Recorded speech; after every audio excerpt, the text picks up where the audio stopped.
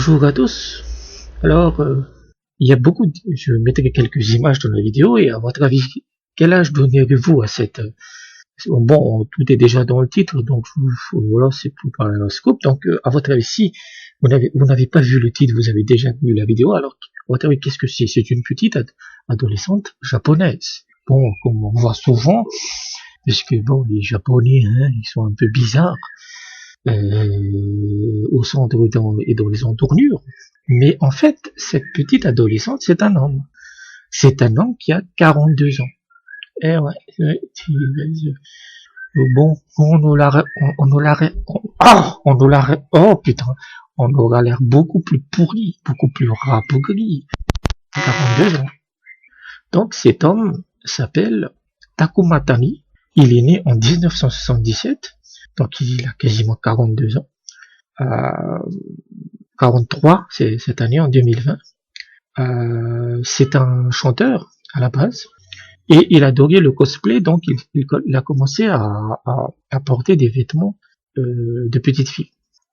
Et quand on l'a maquillé, quand il fait du cosplay et qu'il se maquille, en fait, il va devenir une petite adolescente japonaise. Il aura l'air d'une petite adolescente japonaise parce qu'il est très petit.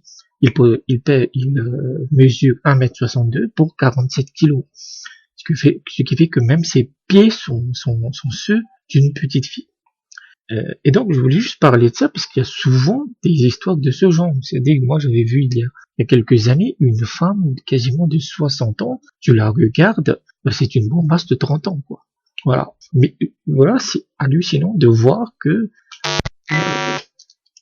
avec cet homme-là, il est impossible de différencier si c'est un homme ou une petite fille. Et donc ce mec-là, il est très célèbre. Hein, c'est pas une star gigantesque, mais il a même sa page Wikipédia. Donc c'est quelqu'un d'assez célèbre. Donc il a commencé à chanter à 34 ans. Il voit que c'est un succès son cosplay, et à 30 ans, il décide l'image de la adolescente qu'il va incarner dans différents événements qu'il organise. Et en soi, quand on regarde ces photos, que ce soit sur Twitter ou Facebook, surtout Twitter, on sent qu'il y a une grande partie du maquillage qui provoque cet effet, mais aussi un peu de retouche photo. C'est de bonne guerre. Mais en soi, c'est vraiment quelqu'un, tu la regardes, c'est l'équivalent d'une petite fille. Il anime plusieurs, c'est pas une transgenre, attention, hein, je sais pas, c'est même pas une travestie, c'est vraiment quelqu'un qui aime s'habiller et qui incarne un personnage. C'est un personnage, en fait.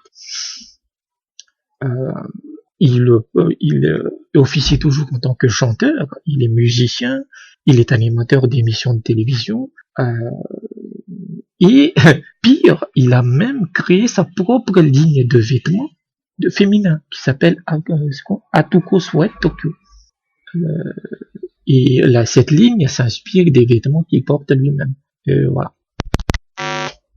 Et en fait, il avait gardé le secret sur son identité jusqu'en 2016, où il poste une photo de lui avec son enfant, où il dit je suis père. Ah, les mecs en face, ils étaient... Oui, parce qu'en même temps, bon, on va pas le nier, les spectateurs de ce type d'adolescentes japonaises, c'est pas forcément des petits garçons. Ah, ils ont dû être déçus. Ah, les mecs, ils ont été déçus en disant oh putain. Donc, et c'est une occasion aussi de rebondir en fait sur le pays qui est le Japon, qui est vraiment particulier en termes génétiques, en termes anthropologiques, en termes culturels. Il n'y a même pas photo. Tellement il y a des différences culturelles. Vous avez ce genre de personne qui vit très bien sa vie et qui est très serein en fait. Mais petit parenthèse politique, qui n'impose jamais sa vision aux autres. Je dis ça à certains mouvements LGBTAZ, quoi. En sachant que le Japon compte aussi, c'est le pays qui compte le plus de centenaires. Et beaucoup de gens voient au Japon le futur de l'humanité. C'est-à-dire que aujourd'hui le Japon a 30 ans d'avance sur la totalité des pays, en termes de normes, en termes de tendances, mais oui, ça pourrait être le futur de l'humanité, puisque les robots font partie des travailleurs là-bas, il y a une automatisation absolue à outrance, et il y a zéro chômage. Ça pourrait être l'enfer pour certains et le paradis pour d'autres. En sachant qu'aujourd'hui, la France, c'est le pays le plus, ou plutôt le Japon est le pays le plus populaire en France. Donc ça pourrait tout à fait donner des idées à certains. Donc voilà, c'est une petite histoire sympa, voilà, pour égayer un peu cette journée par ce monde de merde. Merci et à bientôt.